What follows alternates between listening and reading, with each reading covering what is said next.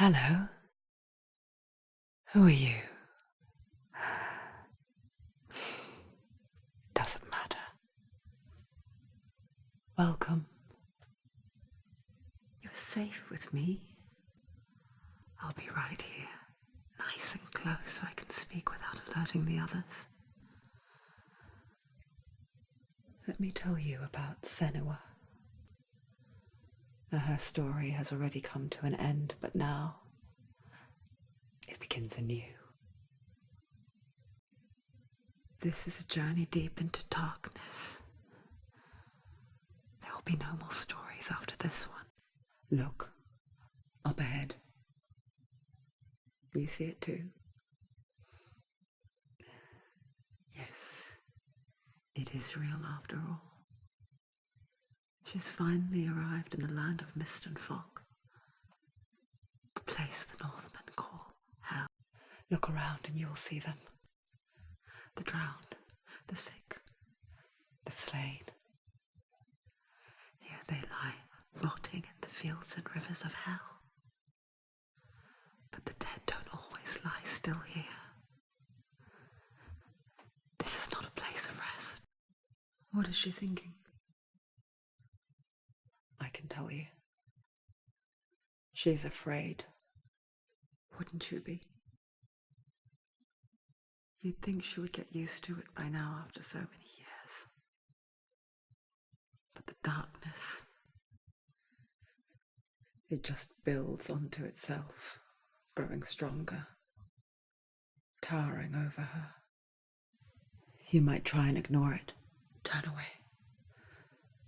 But it's always there, just out of sight, where you're most vulnerable.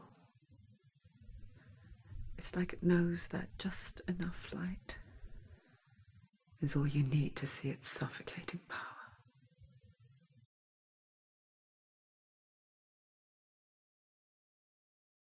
You might think she's brave to go on this journey on her own, but it isn't bravery that drives her. Bravery only means something to those afraid of death. Senua's fear runs far, far deeper. Oh, how rude of me. I never told you of the others. You hear them too, right? They've been around ever since the tragedy. Well, that's not quite true. Some are old. Some are new, but they've changed. I think the darkness changed them, just like it changed her. The darkness is coming. It yearns for life, hungers for it, like a pack of wolves on a hunt. But she's not stopping. Not this time. The land of mist and fog. The old fool was right. What was it he said? The river of knives across which lies the halls of hell. The place they call Hell High. What is she looking at? What is she leaving behind? I know what she's thinking. I hear her thoughts. It's not too late to get into the boat and go back. No one will judge her. No one will ever know. Oh, she heard us. Senua pushes away a world that conspired to cause so much suffering. There's nothing to go back to, and worse to look forward to. Why don't you join us? Maybe you too have a part to play in this story. Looking back, it was so naive to think she could banish it on her own. The further she saw into the darkness, the more she struggled to see anything at all. And in the gloom, the smallest hints of shape, sound, or thought grew in strength until they consumed her whole. Before she knew it, the darkness had her in its claws. There is no such thing as victory when it comes to the darkness. It's like it doesn't want to kill her. Yet, it will gnaw at her, biding its time. Only when she is at her weakest will it strike to kill. Will she find Dillion before her time comes? Do you know what it's like to leave everything behind? Your home, loved ones, to head deep into the wilds, perhaps never to return. Senua does. Because when darkness speaks, it changes everything, turning home into a foreign land and loved ones into strangers. Exile makes sense when you realize that you were never really home in the first place. Do you feel it too? It's like crossing into another world that looks the same but feels different. An imposter world where the forest itself is one. It's funny. We all want to see behind the veil, don't we? But once we do, we mostly just close our eyes again and pretend what we saw was never really there. Senua never could close her eyes, however hard she tried and begged. This is the price she pays for seeing things differently, because once you gaze into the relentless darkness, all that lurks within it can see you. Is she lost? It wouldn't be the first time. Last winter, before the tragedy, she journeyed into the wilds of her native land, living off berries, roots, and rabbits. It's not uncommon, you see. We call such a person a gelt. Some, like truth, become gelt in search of penance. Others, like Senua, to purge a curse. Those who make it back are forever changed. The Northman will not stop her. She will find what she's looking for. We picture fear, and we think of a shadow in the woods, a creature in the night. If only it were that simple. The worst kind comes without warning, a deep and primal signal from within.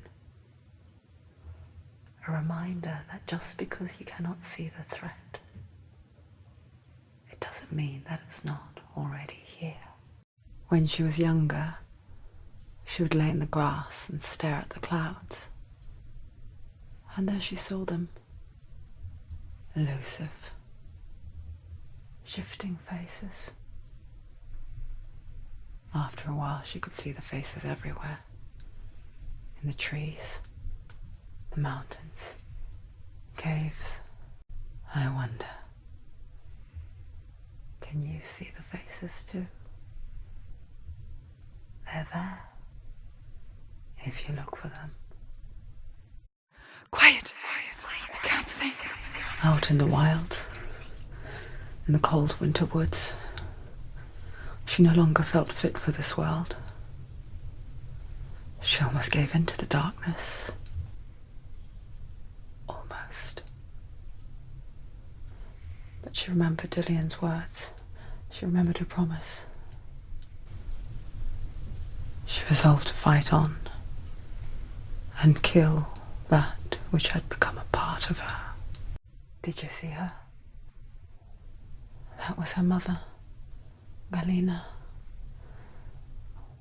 She was a priestess, a healer.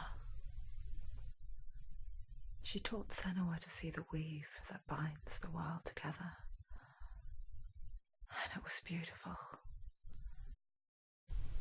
It was a time before the darkness. But when it did come, it first came for her mother. Senua still sees her face from time to time, hidden in the world. Like she is still watching over her. She misses her so much. Druth was a troubled man, a scholar turned slave. They tortured him, took him with them on their raids, and drove him to madness, spreading this new form of darkness to new worlds. To my world. Senua saw a deep connection form between the Northman and the darkness. If his tales of hell were true, then that was the source of it. She learned everything she could from him, until she too could see what he saw. She found the wretched old fool on her way back from the wilds, an outcast who was badly burnt all over. She took pity on him, for he was not long for this world, like her, who spoke of his own darkness. The Northman. The darkness is fluid, ever-changing, and now it has become the Northmen. The bridge to Helheim. I forget its name.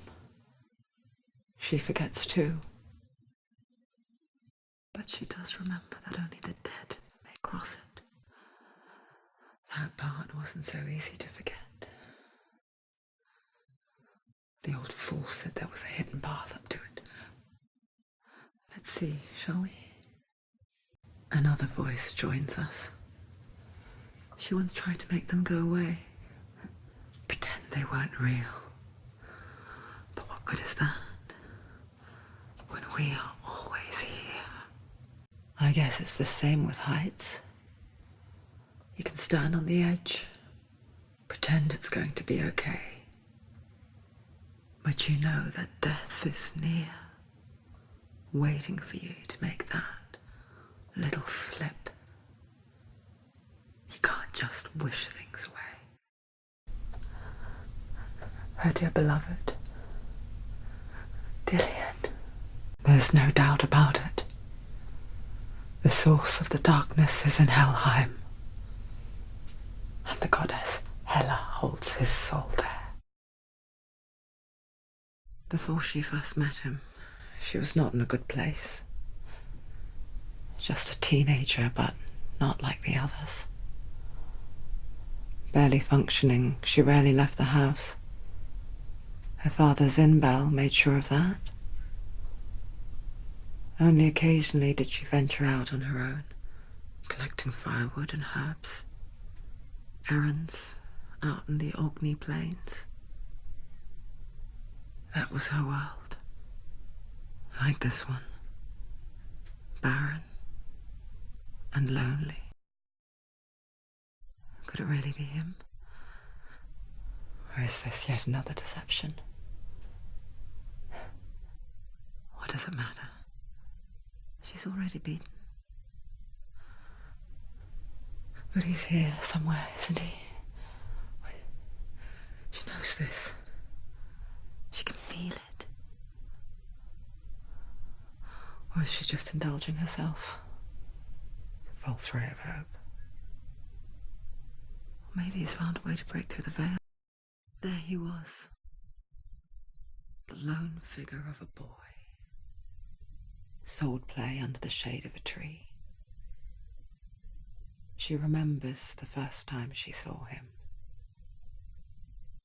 To her young eyes, he moved as if dancing, and the world danced with him. The gloom lifted, and for the first time in years she felt a ray of hope. Why go on, when you give everything and face that which torments you, only to find that it is worse than you could have imagined? Why go on? Is it really so weak to ask this? Or are we just so afraid of the honest answer that we do not dare pose the question? Sometimes the answer lies in a memory, a feeling, a song. The hardest battles are fought in the mind. That is what Dillian taught her. With every defeat, the dark rot will grow and soon it will take her soul.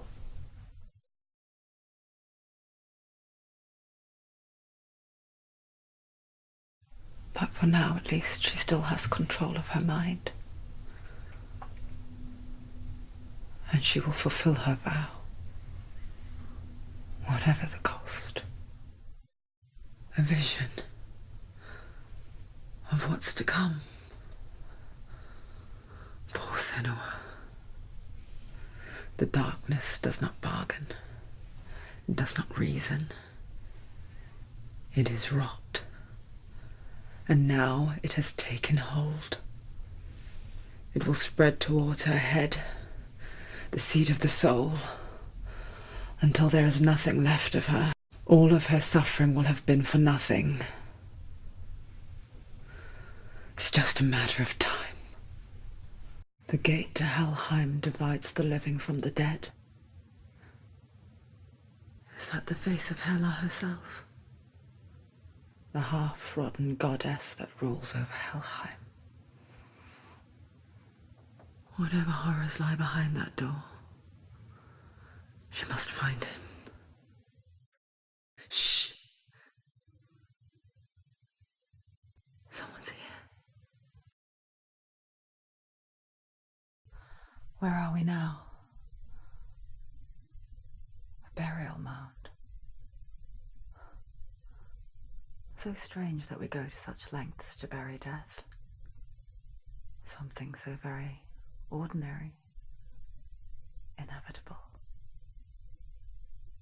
It's as if we conspire to hide death, because we have no answer for it.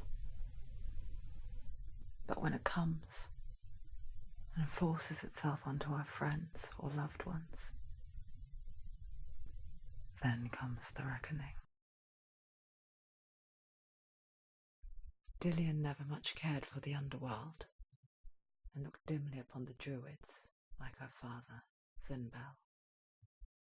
I guess he took after his father, a chieftain who believed nothing he couldn't see, and he happened to be blind. She felt safe in Dillian's arms, learned to see the world through his eyes, and slowly, the darkness that had bound her so tightly began to unravel.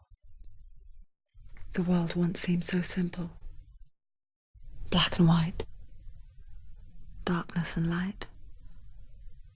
Narrow dividing lines of our own making. Dillian taught her to see further. To peek through the cracks and see the worlds of colour stretching away from the gloom. And Senua explored new paths into the unknown. Years had passed since she left her father.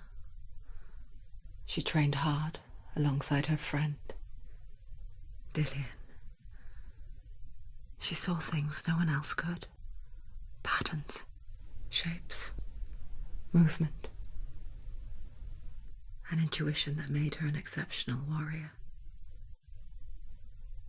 Friendship turned to love. But the shadow of darkness never let her go, and she was caught between two worlds. That of Zinbel and her past, and Dillian, her future. Two realities tearing at her soul.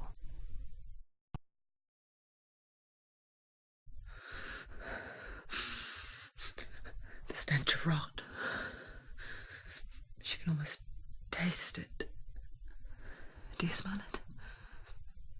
No. Don't worry, not everyone can. It was a warm spring day when she went to the river with Dillian and the others. But the water, she could taste the rot. But no one else could. She knew something was wrong, something sinister. She begged them to leave, but they just laughed at her. But soon enough, as the bodies piled up, no one was laughing. And they knew that she was not like that.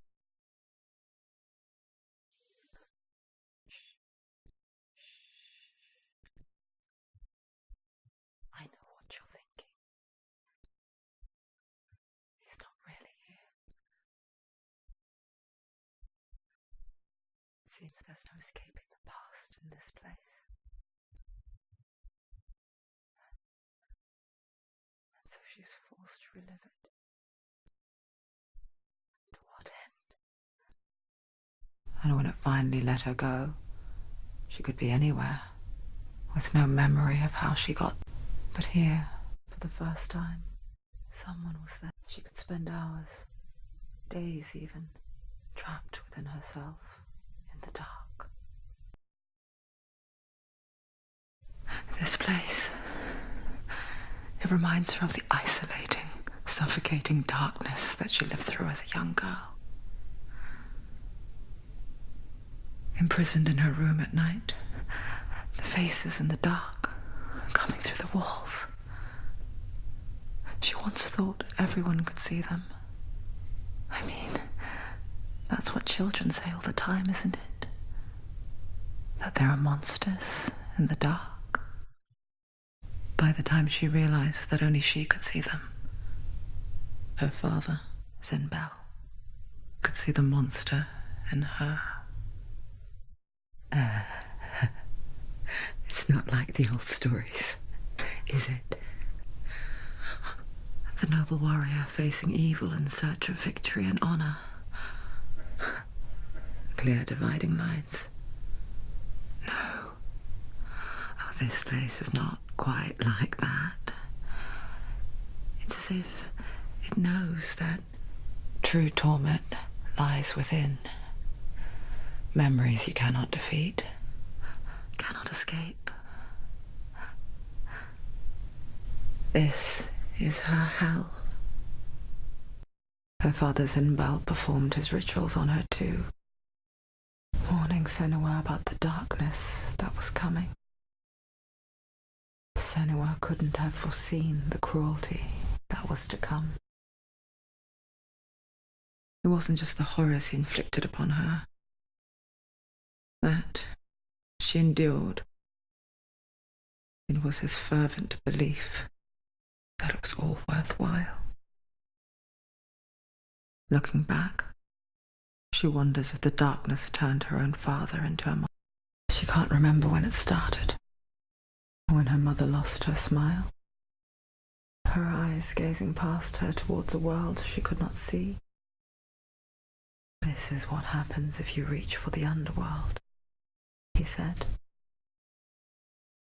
It was a lot to take in for a child, and the first time she felt the cold chill of fear.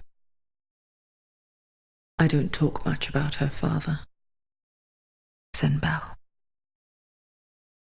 I suppose I just didn't want to risk upsetting her. But it doesn't matter now, does it? The hardest battles are fought in the mind. He gave her the sword with which to fight in more ways than one. And she gave him her word, never to surrender. All she needed was a little help, a little hope.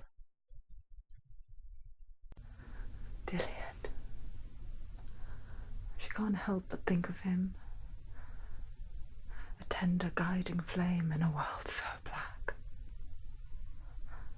The longer it burned, the more she convinced herself that there was nothing beyond its reach. How little separates us from what we fear. Day after day, watching from afar, she mimicked him, perfecting her own secret dance, wishing those fleeting moments of light would stretch out to last forever. How does he so effortlessly court the world in bliss? If only she could do the same. See the world through eyes anew, and dance with it, just like he does. That night, she gave up on her world to follow in the footsteps of her mother, to go to a place where the darkness couldn't reach her.